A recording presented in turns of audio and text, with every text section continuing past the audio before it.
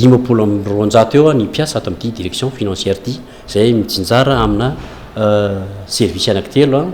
dia ao natao hoe service ny budget mikarakara ny budget zay hoentina miasa ato dia misy ndraiky eo ny service recette io zany a le fampidirakitra zay tena hoe entina afahana mampiodina ny commune rehefa avy eo ary ny farany a dia ny service ny dépense ny commune Antananarivo zany a toindreo collectivité décentralisée rehetra ihany koa dia tsy mba manana budget ohatra ny amin'ny ministère fa dia miankina zay etra miditra ao aminy zany no iainany à partir n'le etra zay miditra amin'ny tanàna Antananarivo zay fahaizana mampiditra zay zany a no afahana mampiodina ny fampandehanan-draraha eto amin'ny tanàna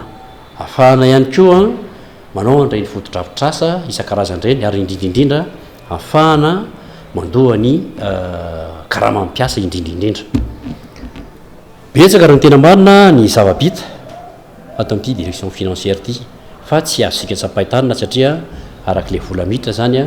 dia iny a no tsinjaraina na amin'ireo direction technique dia ireo a no manotanteraka ny asa ka any zany no ahitantsika ny tena hoe asa mivaingana zay tsy afaka iaisy zay a raha tsisy a ny vokatra tsara vaty amin'ny direction financière eo amin'ny service budget aloha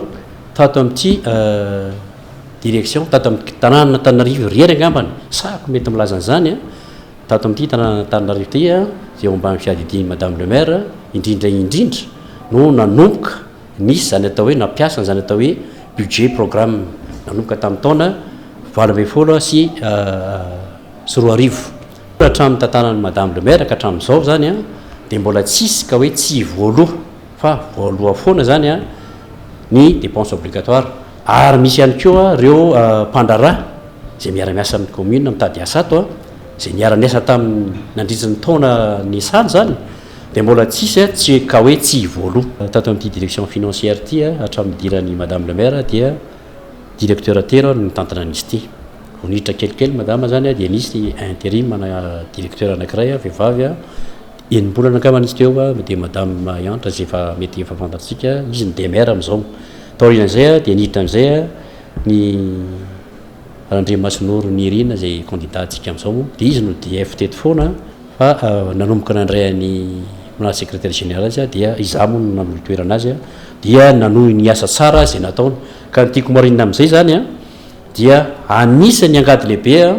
mitondra n'izany fanatsarana ny fidiram-bola teto amin'ny commune teto zany a ny Andriamasinoro zay Mirina zay candidat antsika